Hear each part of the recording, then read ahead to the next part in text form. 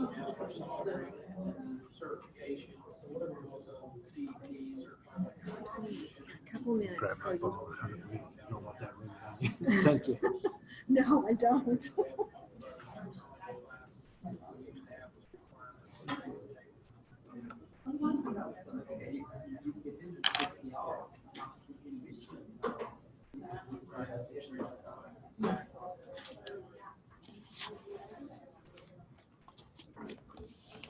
And some need now, when they get to the end, because they've been here 5 or 6 semesters, but they still need to be full time.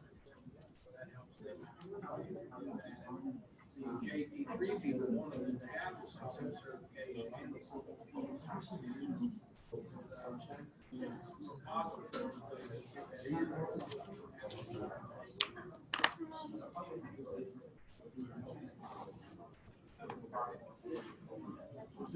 Well, that's off semester class.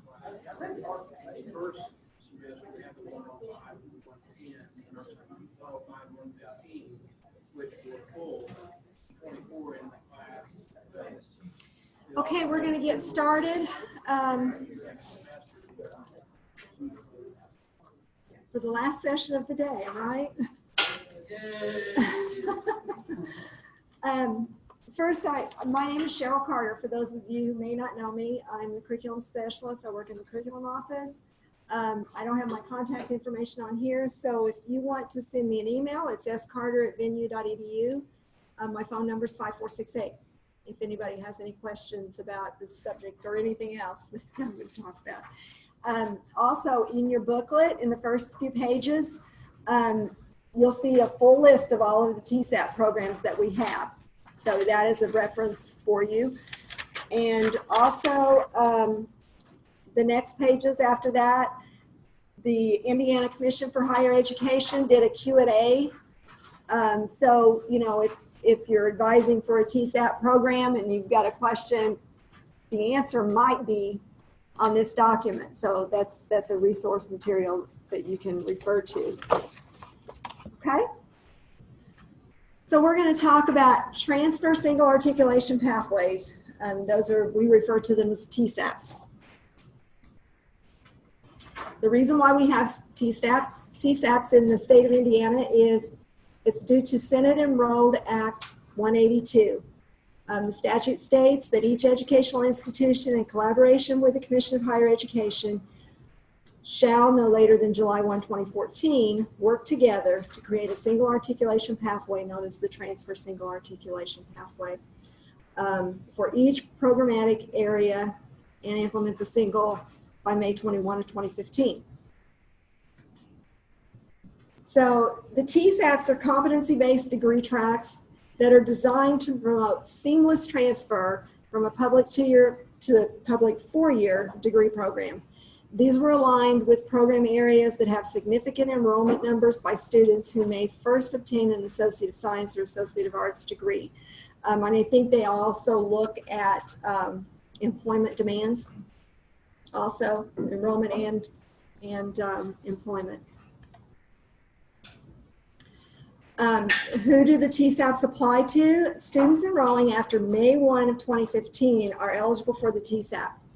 Students enrolled at 2-year public institutions prior to May 1, 2015 may be eligible by meeting the following conditions. Students can change their catalog year to fall 2015 or later. They can complete it. They must complete at least 50% of their major course requirements after May 1 of 2015. So if you've got somebody that was in the 2014 catalog, effective catalog, they can be moved to the 2015 catalog, but most all of their coursework, at least 50% of their coursework, has to be taken after May 1 of 2015. Those courses that they took earlier than that, if it was in 2014, they would have to be taken over again. Cheryl, quick question on Sure. that. Does DegreeWorks catch this part of the TSAP? The 50%? Yes. That is done in the registrar's office. They look at that 50%. They can look at the audit worksheet. They can see when it was that the student took those, and it's a quick check to see if they've met that 50%. But it's not automatic in the system. Okay. So there are rare exceptions, and if there are rare exceptions, it has to be agreed upon by both the sending and the receiving institutions. So while a cumulative GPA of 2.0 may meet the standard graduation requirement for an associate degree and for the 30 hours of courses within the STEGI, a cumulative 2.0 GPA may or may not be enough to gain admission into a public four-year institution. So if you've got a student that, or students that maybe are wanting to, they're in the engineering program and they want to transfer to Purdue University, there may be some of their the courses that are required for the Tsap that meet the competencies that they require a B in those courses for. So if you've got a group of students that are transferring to a particular university, you might want to communicate and see if they have any of those courses that they require a higher than a 2.0 in, just to give the students a heads up that that's what they've got to try to reach. Of course, encourage them to do the very best they can. I'm sure you do that on all programs, to do the very best they can in their courses to get the best grade they can. But there's no guarantee with the 2.0 that that's going to transfer. In the event that a student is not admitted into a program or institution, the student who successfully completes the STEGI is eligible to transfer that coursework to another state college or university as a block of 30 credit hours towards the general education requirements. So that block for the STEGI still works, but all the other courses then would be reevaluated on a course-by-course basis.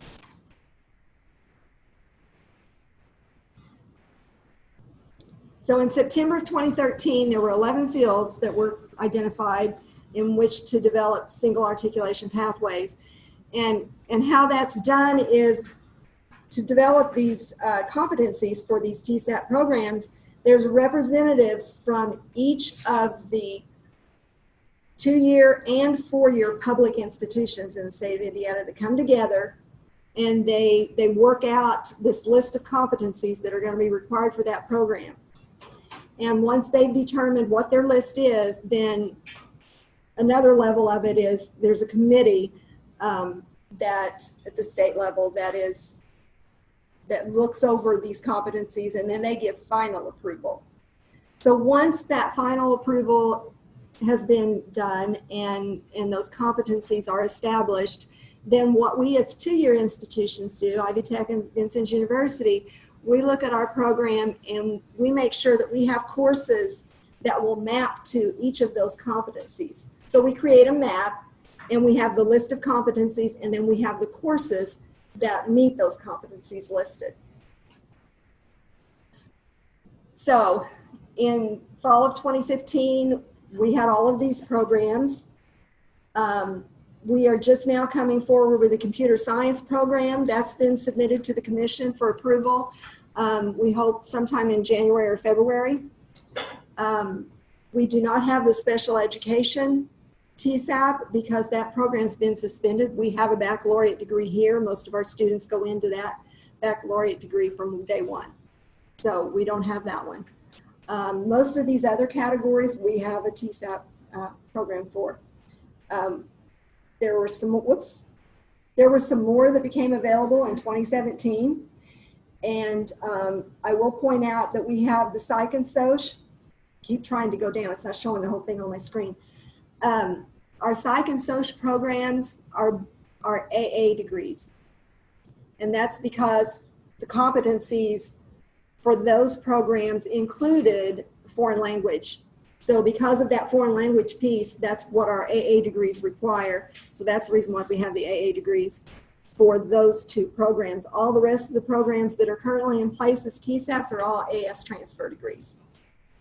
And what you can't see, I can't get it to show up on my screen, is secondary education biology and secondary education mathematics. And you'll see in your booklet that there's some that are still pending. You'll see the computer science is still pending. The secondary education and then secondary education mathematics, those have both received administrative approval. I don't have the maps for those yet. So once we know what those competencies are and those maps are created, then I'll be able to set those up in the system. Our biology, secondary education biology program is coming forward for CAAC approval in the next meeting. So that's where we are with those. I am going to skip through these just to save time because all I did was put what you're going to see in the booklet separated by college. You will see that you see the T500 code. That's the major code for the TSAP version of business administration, and you see 5050, which is the non-TSAP version, that major code for it. So we still have those in place in the system to use both. Just wanted to point that out while I'm scrolling through here to get to where I need to be. Okay, so now we're going to talk about the setup of these programs in our system. When students are coming to VU and they're looking at their online application and searching for their program, if they're looking at one of the programs that we have set up as a TSAP program, their only choice to choose from is that TSAP version in the online app. And the reason for that is because that is really the most advantageous pathway for their transfer. The non-TSAP version is not displayed for selection, but it is still in effect for the students to fall back to if for some reason they don't meet all the requirements of that TSAP as they're working toward completion. They can be changed back to the non-TSAP version and still graduate and maybe even still be able to transfer, but it's not as seamless as what the TSAP version is. So if a student does not meet the requirements of the TSAP version for business administration, for example, the major code will be changed from T500 to 5050 to convert to the non-TSAP version of the program. So you can ask for a request a change of major from T500 to 5050. Or sometimes it may happen in the registrar's office if they are doing the grad audit and they notice that maybe there's one little thing that kept that student from being able to complete that TSAP, then they will change them back to that non-TSAP version so they can graduate. So what to look for in the degree audits worksheet is in the major program requirement courses area that's just under the placement area on the degree audits worksheet where you see the list of all of the major program requirement courses. Above that as a heading is the title of the program. So what we have done with all of the TSAP programs is we have added TSAP to the end of that title. This not only helps to make a differentiation in identity, but it also is helpful on the transcript. Because if your student has completed the TSAP version of that program, that transcript is going to reflect that in the title of the program. So because of the fact that everybody agreed to all those competencies, they should accept that student into into that program. You notice I say should, that doesn't guarantee. Yes? Cheryl, thanks for taking the question. Are they, could you click on the what if and look Yes. and see if you can get them out that way in case you got a parent that's pretty mad, say, I want you to get it out of there? Yes, thank you, because I was going to go there next with that. Yeah. So when I said, the online app, they only see the TSAP version. Contrary to that, in the degree audit system, if you're advising a student, and maybe they're a general studies student, or maybe they're having difficulty in the TSAP version, you can do a what if. So when you do that drop down, whenever you're looking for, you select your degree, type of degree, and then you select your major. Well, on that drop down for the major, you're going to see both of these titles. You're going to see business administration TSAP, and you're also going to see business administration. So you can do a what if on both of those if you want, and see, So yeah, it's good to do that what if because if they're having trouble in that TSAP, then you can do the what if for the non-TSAP version and see if that's to their advantage, because maybe they transferred in some gen ed courses or something, and you know, there's various different reasons why it might be easier for them to complete with that. Also, just wanted to point out that currently the TSAP programs that we have, I think every one of them in terms of the major program requirements are the same. That doesn't mean that that's always going to be the case in the future. What could happen is in your non-TSAP version, you might have one of the courses that meets a requirement in of one of the competencies. But in that non-TSAP version, you want to put some other optional courses along with that required course. So you could take, you know, this course or this course or this course. Well, when I set up that TSAP version of that program in DegreeWorks, I'm going to only put in the course that specifically meets the competency. So there could possibly be some differentiation between the two in terms of major program requirements at times. So also I wanted to point out along with that is that all of those courses that are mapped that meet the competencies, you cannot do a course substitution for any of those courses. Because when we have that map completed and finished, what we do is we have to send it to the commission, and they have it on file. So if they see a different course, that lessens the chance of student being able to transfer. So we keep it to the actual required course with no substitutions. Okay, so some of the TSAP programs require specific UCC courses, not just major program requirement courses, but also UCC courses in some instances to fulfill the competencies. And sometimes that also impacts the core area electives as well as the UCC elective block. So, so when I set these up, I set up the system to reflect that. So for example, for business administration, that was one of the very first programs that was named as the TSAP. So there are more probably that that are required from the UCC area in this program than most of the others. So for example, this one requires Communication 143 to meet one of the competencies. So that means that students, if they're in the TSAP program, they can't take Communication 148. Same thing with these other courses. There are specific courses that are named. Philosophy in 212 or Philosophy 215, there's optional courses. Those both meet the competencies for this program. So when I set that up in DegreeWorks, I leave that there for that. You're not going to see all the list of the social science courses in the worksheet. It's only going to be that one specific course. So they have no other alternative. Whenever you look back at the non-TSAP version, you're going to see all those other courses listed, but not in the TSAP version if it is a requirement for the competencies. So that is all I have. Does anyone have questions? Does anyone need to see anything else that maybe I left out? No? Okay. Yes. Just a hypothetical. If you have a student that starts, say in the computer science program,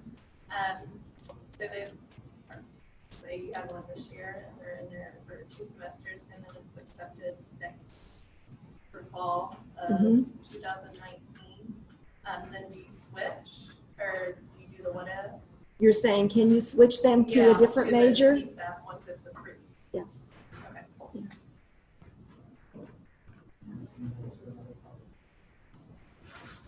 Now, if the TSAP wasn't put in place until 2019, you would need to probably change the student's effective catalog to that year.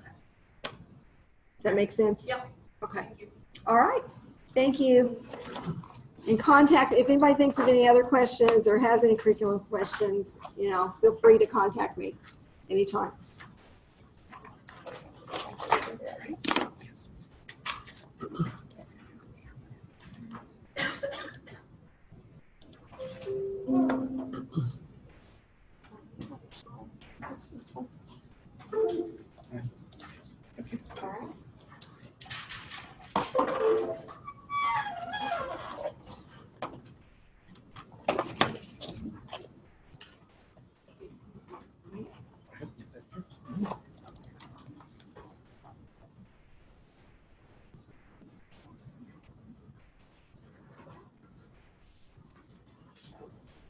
Hey, good afternoon. We're going to switch gears a little bit and we're going to talk about financial aid. My name is Mike McClure and I'm one of the counselors in the financial aid office. Also, we have Stan Werney, our director of financial aid. And then we also have Justin Robinson, which is going to talk about the 21st Century Scholar Program. The key to getting financial aid is filling out the FAFSA. So we encourage all students to fill out the FAFSA. So if you have any students that comes to you and says, I just don't know how I'm going to pay for this, or I can't pay for my books, you want to make sure that they have filled out the FAFSA. If they have questions, they can always come to our office and we will help them out the best that we can. The FAFSA will set up what they call an EFC, an expected family contribution. All of this information that's in the presentation should be on a little sheet in your booklet. It is called Financial Aid, Things You Should Know. So that should be in your booklet. Okay? When FAFSA creates an EFC, basically that EFC is going to determine what kind of financial aid is needed. So that's the financial aid need. Yes? Where would you feel to file that? Where the student? They're going to go to FAFSA.gov. They're going to go online and go to FAFSA.gov, and they're going to go and actually complete the FAFSA using family and their tax information. Okay? It is important, though, for the students to know that they have to have an FSA ID, a username and password. So for those of you that are familiar with the FAFSA currently, you know that the FSA ID is the way you electronically sign the FAFSA. For those of us that may have used FAFSA many years ago, the FAFSA ID, the FSA ID, replaces the PIN number. So the PIN number years ago was also how you electronically sign the FAFSA. Now it's through the FSA ID, username and password. All students must have the FSA ID, and then at least one of their parents needs to have one in order to complete the FAFSA. So once the FAFSA is completed, there is an outcome that will happen, one of three outcomes, and we're going to talk about those. The first outcome is that it's going to say that it's a good EFC and it's a good FAFSA, and that happens on the first try. And if that happens, then the student will know very shortly about their financial aid, what awards they're going to be getting. However, something else that could happen is that the FAFSA may contain errors. And so there's going to be no EFC that's going to be calculated, that FAFSA is rejected, and then the student will be notified on what needs to be corrected. Usually most of those corrections need to be from the student correcting on their FAFSA. However, there are some students that are trying to claim independent status, then they would have to send our financial aid office information to verify their independency. A third solution or outcome could be that the FAFSA is identified as verification. And so what happens is the Department of Ed selects 1 out of 3 students to be verified. And so that means that if a student has to be verified, then they're going to have to supply to us, the financial aid office, additional tax information. So verification is a pain for the student, it's a pain for the parents, and it's a pain for our office as well. However, it is a good double check system. So we can see if there's any errors on their FAFSA. And if there's errors, then we're going to correct those errors and then come up with a good EFC. I share a lot of times whenever I work with student groups that I've worked for VU actually for 27 years, but when I first started in the financial aid office, I had a gal that was upset. We had her in verification. We looked at her FAFSA, and she worked at Lagodi McDonald's, and on her FAFSA, her taxes reflected $200,000. So I told her I love VU, I grew up in VU, but I would tell VU goodbye if I could earn $200,000 working at McDonald's. We did verification and requested tax information. She only earned $2,000. So through the verification, we was able to correct her FAFSA, and she was able to get financial aid. So yeah, and I'm still stuck here at Vincent University. So, but basically, verification will happen, and this is where you, as advisors, may hear students say, "Well, I can't get my books because the financial aid hasn't given me my financial aid, or they haven't processed my financial aid. And it very well could be we have processed as much as we could, but we're waiting for information from them, or we've processed their verification and now we're waiting for FAFSA to give us that information. So yes. What's an expected time frame that we should allow for that? Before we think, you know what I mean? Some students Okay, are right. really for sure. Somebody knows. I'll let our We've had director. students submit documentation in December that we started asking for back in July. It's just wildly different. There's no standard time frame. Most of it is on them to get this stuff to us. More than likely, they've delayed in sending us, or they've sent us the wrong information.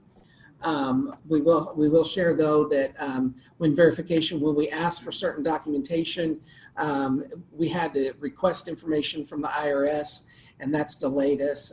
That's actually delayed us now. However, we have gotten word that we will be able to receive certain documentation for that. So if for some reason a student tells you, well, because of the shutdown, I can't get any aid, there's a little truth to that, but we can possibly work around that. Some, yes. For example, if a student told me, okay, I cannot afford the textbook, and because that stuff is not available, how can we help the student to get the book they want, because we want students to Yeah, and that's kind of a tough situation, because if they're in verification, then there's no financial aid showing at the present time. So there's no guarantee. Now there should be, but Sometimes it's just true, they don't have enough financial aid and they don't have other resources. Yeah. They're stuck. They plan ahead. Well, to get a fast pass, you have to have enough excess aid to cover what you're going to cover your bill and have some left over to charge folks against. In some cases, it's true, they simply don't have enough. Okay. Right? So some do. And some. With FAFSA, I'll just briefly go over these pretty quick. There's 3 types of awards they can receive. The grants is the free money, and that's what everybody wants. However, it is need-based. So if you are a low-income, no-income student, more likely you'll get grants. If you're a middle to high-income student, you may not be getting the grants. There are federal grants, and there are also state grants. We'll be talking about the state grants a little bit later, and there are some requirements for both of those.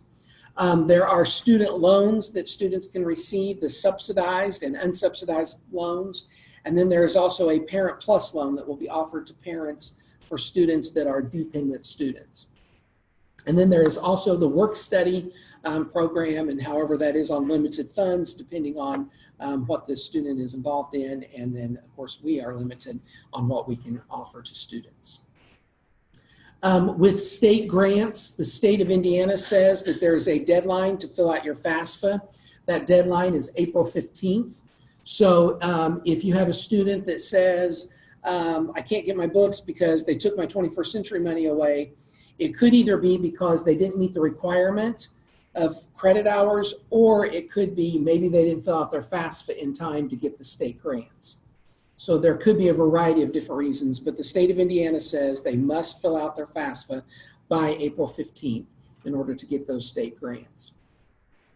Now we're going to go a little bit into students that are already in school. We have a SAP program, and the SAP for us in financial aid stands for Satisfactory Academic Progress. The Satisfactory Academic Progress is set up and designed by the Department of Education, and it is their rules, their regulations. There's 3 standards that we have to look at in order for students to receive financial aid or continue to receive. The grade point average needs to be at about a 2.0. The PACE completion rate should be at about 67%. And then there's a maximum time frame of 150%. And once again, that information should be listed on your financial aid things you need to know in your booklet. So what happens with SAP is the policies change or differ from school to school. We are a school that we look at their SAP every aid period. So after you all send out your grades, that final day that you have to have your grades in to the registrar, we run a report. We actually run a report continuously, but that is the final report, and that tells us if a student has met their progress or not academically. First time that the student goes below the standard, they receive a warning. And then the second time they go below the standard, they receive a suspension. So if you have a student that comes to you and says, I have no idea why they took my financial aid away, but it's been suspended.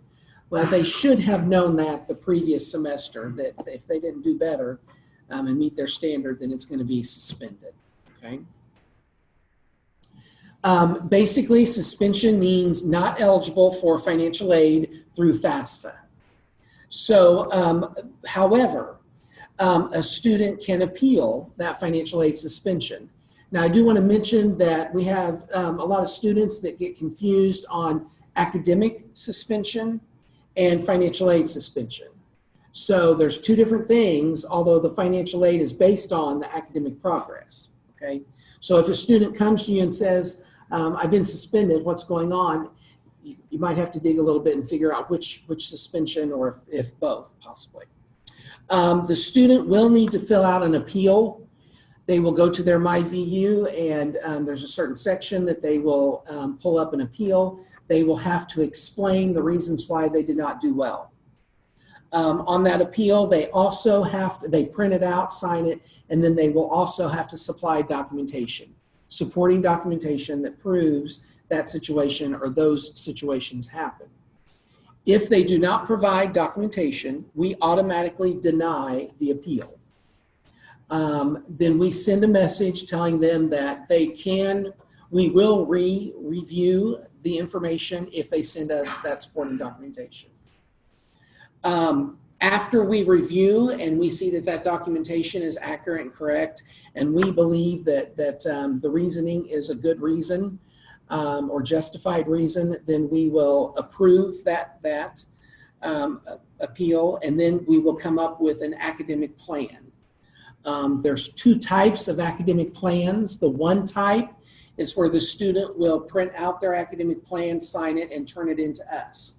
And that plan is for the GPA completion rate requirements. So we will tell them that they need to earn a certain GPA for a certain amount of time frame, so many semesters, and successfully complete all their classes. Depending on how close they are to the standard versus how below they are the standard, depends on how many semesters we put that academic in place.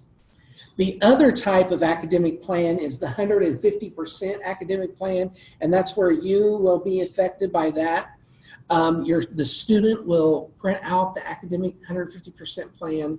They will give it to you as the advisor, and you will list the semesters and the courses that they're going to be in for this semester and then the following semesters that you know of. On that 150% academic plan, it is designed to put the courses that are required for their major. That's what we need on there. Yes? I think last year I have a student who has about 40 credit hours remaining for eligible stuff, but he need about like 46 credit hours to finish all the requirements of an engineering program. As a advisor, how should I write that plan?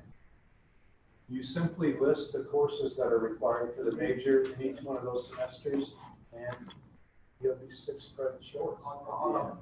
He may still be eligible for a decent amount of aid, but not full-time aid. And if any time you have issues or questions, or the student does, just give us a call, and we'll help out the best that we can on that, okay? Some other things to remember is for financial aid, there are the remedial developmental courses requirements. So the state of Indiana lists certain requirements, and the federal has different requirements as well as far as the developmental courses and how many credit hours that they are allowed to have. Also, students are limited on their student loans. There again, this information is on this page. if you have a student that comes to you and says, you know, well, I can't buy my books because they took my loans away, well, it could be that they've reached their maximum loan limit. We see that where there's a subsidized usage limit, the SULA. You see that on the screen. They've used up their subsidized loan, but they're still eligible for unsub. And so they are notified of that. And so if they're confused, they definitely need to contact our office about that, because it's confusing. I have questions when they come up as well. So it is a little confusing. Also, there are lifetime limits on Pell Grants.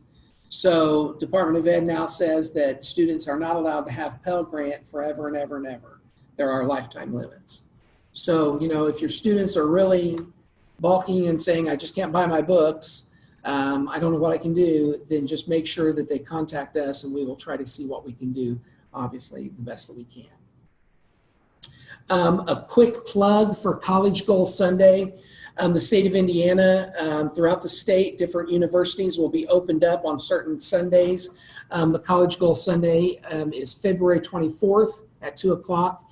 Vincent University will be opened up here in the Updike building, and then VUJC will be opened up as well. And that is where we will offer free assistance with filling out their FAFSA. So parents, students, students-to-be can come and get free assistance in helping with the FAFSA.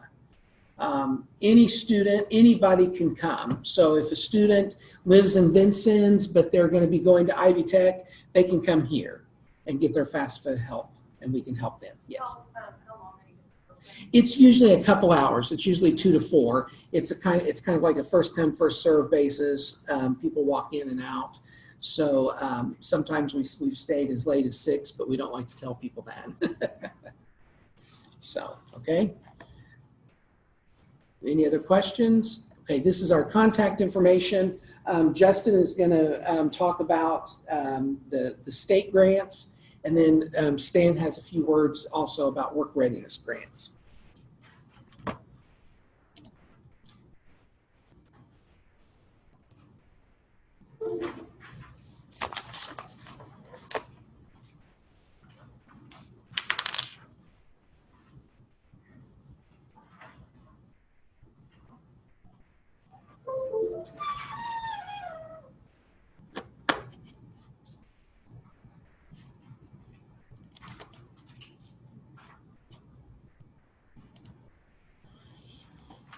Hi, I'm Justin Robinson. I'm the 21st Century Scholar Guide. My professional title is the 21st Century Scholar Support Specialist.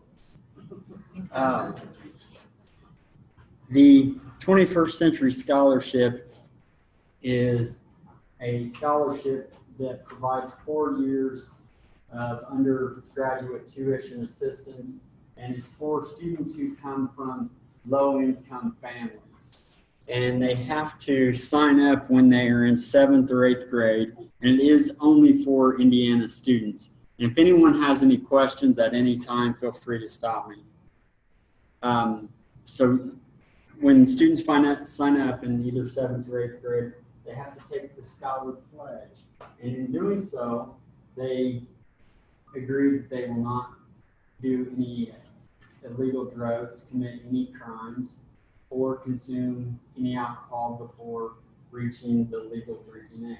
Now, if they do not violate any of these, or if they don't get caught, they will get the scholarship.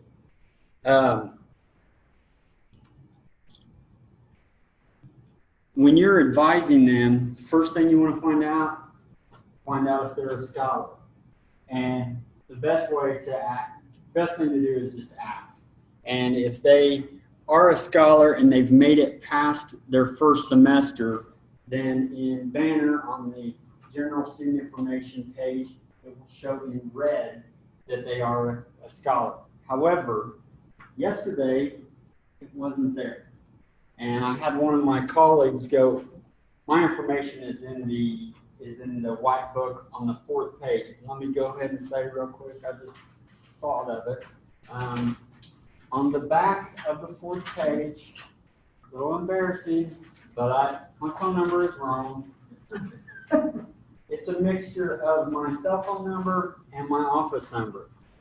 These last 4 digits should actually be 5501. So additionally, so I had one of my colleagues on the front page, there's instructions on how to get to this page, and I wanted her to take those steps to see if she would end up here. She ended up here, and that was gone, and I was very concerned. And then I found out that yesterday there were all kinds of problems with Banner, and there were advisors printing student schedules, and the advisor's A number was on the schedule. So when you advise, you might want to check that out. I mean, it's not like it's your social security number, but still. Oh, something I missed earlier. Up until a few years ago, students, scholars, once they signed up for the scholarship and the state said, yes, you've got it. At that point, I don't know, it's probably been it was probably 3 years ago that they stopped doing this, but it used to be your family could hit the Powerball and you would still get the scholar funds. It's not that way anymore. Before the student graduates high school and every year thereafter that they are enrolled in, every year that they file the FAFSA, the state takes a look at their FAFSA. If their income goes up significantly, then they won't get the scholarship once they graduate high school. That dollar amount depends on their EFC, which that depends on size of the family, income, so on. If they were to lose it, they would still, if they were to lose it while they were in high school. So if they graduate high school, family's income is too high, they'll get a one-time amount of $2,500 that can go toward tuition. However, if they go to college and first year they qualify, second year they don't, then they don't get that. Don't get those funds, or won't get that $2,500. They will just have had part or all of their first year tuition paid. So it is no more guaranteed for 4 years. No, based on the family's income, it is no longer a 100% guarantee. However, at Purdue, they analyzed how many students lost the scholarship because of the income, and it was a little over 1%. So not real likely I have seen students who have lost it, but not real likely. What is the GPA requirement now to be eligible for the 21st century? When I don't even think I put that in there. When they graduate high school, they have to have a 2.5 GPA. Previously, it was a 2.0. I'm glad that they raised it to a 2.5. I think that they should have to work a little bit to get this scholarship. You'll want to enroll the student in you'll want to enroll them in enough credit hours so at the end of their year they will have successfully completed 30. Now, dual credits will count toward their 30. So if you have a student who has 20 credit hours, they finished their first year and they only completed 29. Well, the state will automatically take one of their dual credits, will take one of their 30 dual credits, so now they're at 30, and they will have 19 dual credits left that they can use in the future.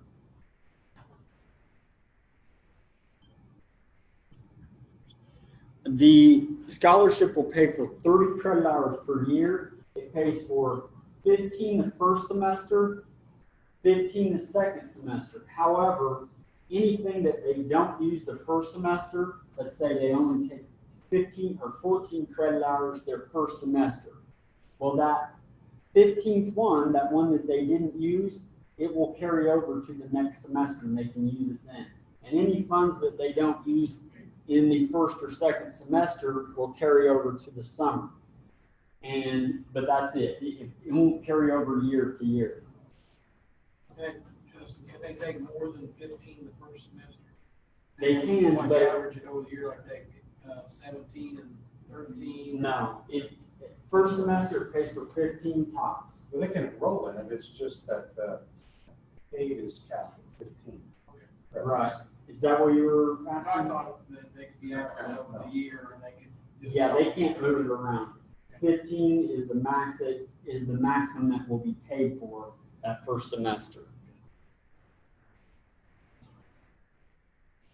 And they must be enrolled in at least 12 credit hours. There have been a lot of advisors in a lot of students who don't pay attention to the emails that I send them. They have to be enrolled in at least 12 hours. A lot of people think they have to be enrolled in 15. Not the case. If somebody I've had students come in who have a lot of dual credits and say, this is my first semester, I don't really know what to expect. I have all these dual credits. What's the minimum I can take? So they can take 12 that semester so they can kind of get adjusted to campus. Something I want to say, I didn't put it in my slides. I usually, when I give this presentation to faculty, I made this last night. When I give the presentation to faculty, I usually don't use the slides, and I have notes that I go by, and I didn't put this in here, but I want to say it while I'm thinking of it. Although you're receiving this training, you're not going to be 21st century scholar experts. When you are sitting down with a student, it's their job to be the expert. They are the one who is getting full tuition. If you make a mistake, I'm sure you don't want to, but I talked to an advisor this year who had us talk to a student. They dropped a class, and the student's going to lose their scholarship now. They're not going to meet the 30. And I was talking to the advisor. She feels really bad. And I said, if I were in your shoes, I'd feel bad too. But ultimately, it's that student's fault. They should have caught it. They need to be the expert when they're sitting down with you. Can I ask a question? Yes. Okay.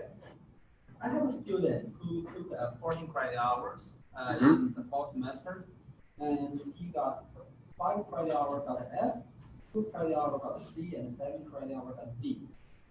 And then, which means, I don't know, F is not a passing grade. Is the D a passing grade? Yes. How about for the math class? Is the D in the math class for a passing grade or not? Well, you might require that the student will have to retake that class. However, the 21st Century Scholar Program will accept that D, and it will go toward the student has to complete 30 credit hours per year. So those credit hours will apply toward that 30. Then when the student retakes the class, if they get a D or higher that second time, the state will also accept those credits and apply those toward the 30 credit hour completion requirement.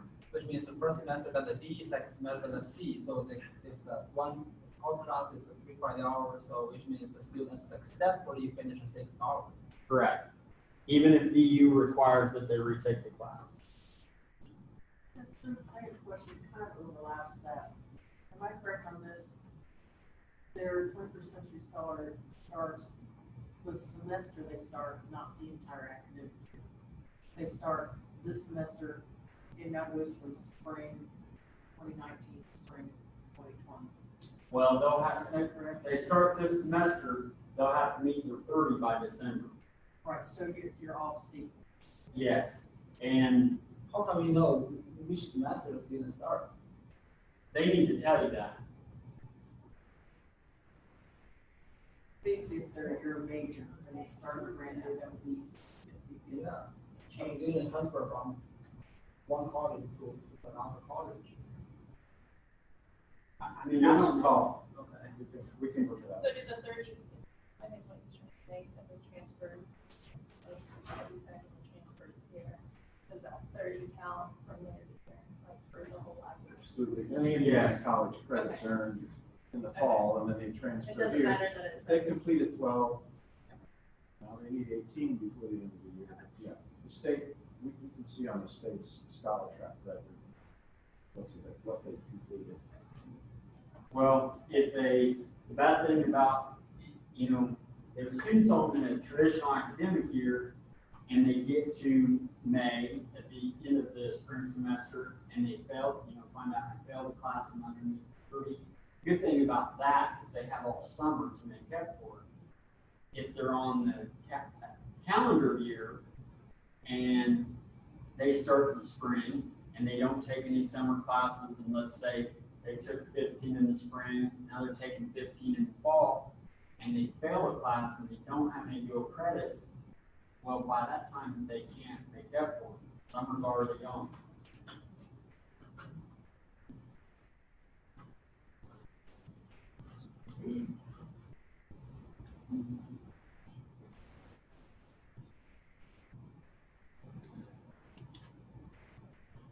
I don't know why at the top that keeps popping up. Oh, okay. Also, you'll want to find out if they need to take any developmental courses. If they do, put remedial/developmental. The state calls it remedial and we calls it development. So if they need any developmental courses, then they will have to take those the first year. If they take those past the first year, those credits will not count. 12 credit hours will count, that's it. So if a student needs 14 credit hours of developmental courses, then they'll have to complete 32 credit hours that year.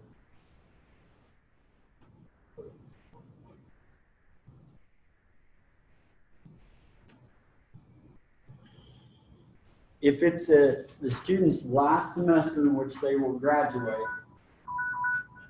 they can take less than 12 credit hours.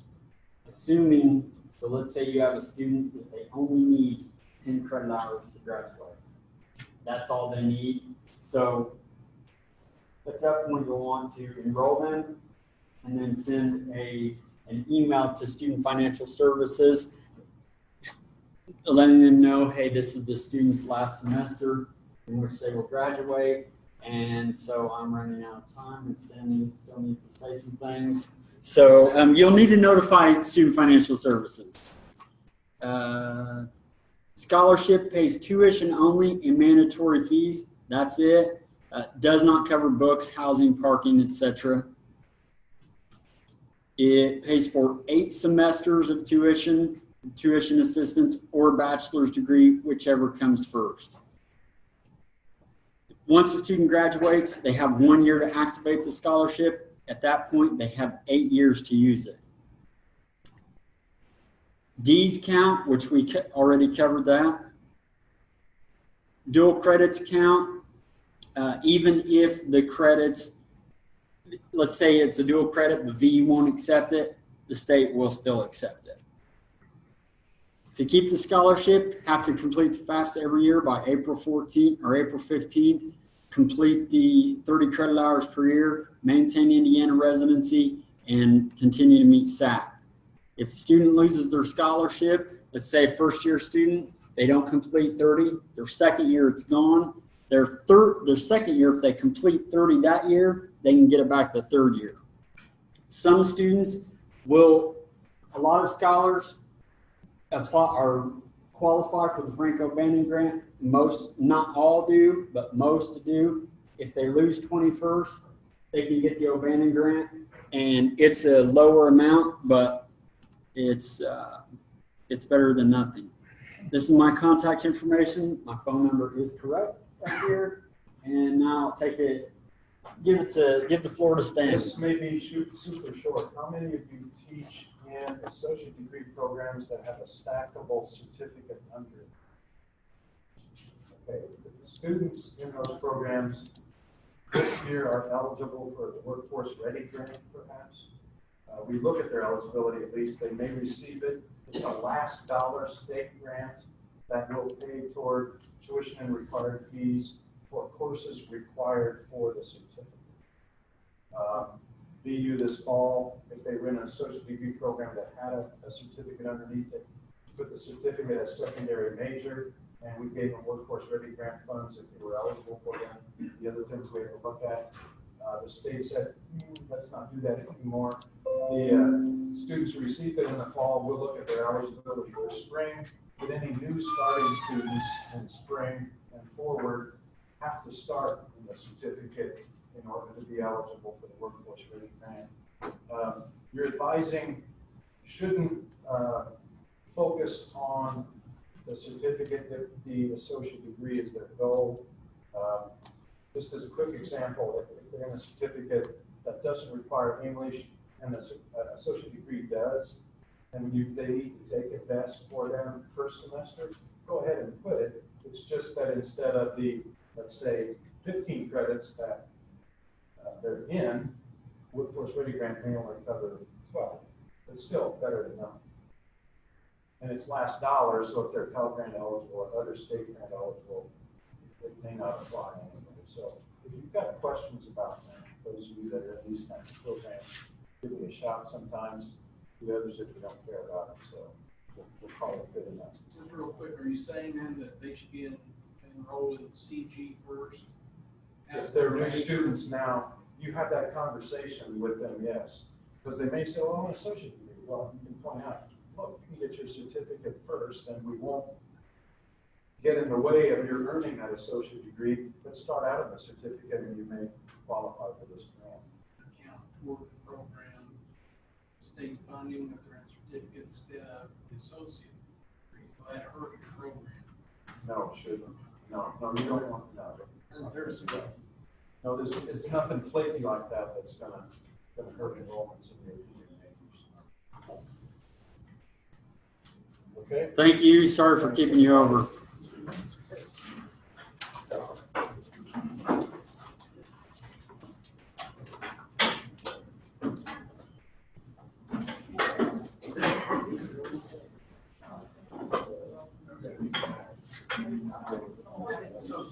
Yes.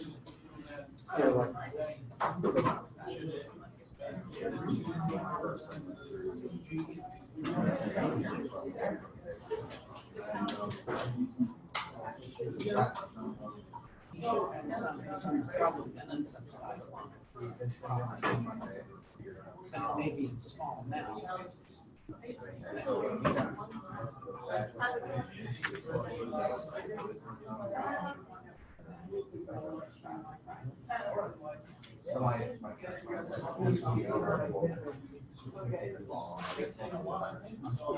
Now, and of course, obviously, it's based on, obviously, it would have grants, but it would have, it should say that you would get at least 5,000 and it's subsidized. Right,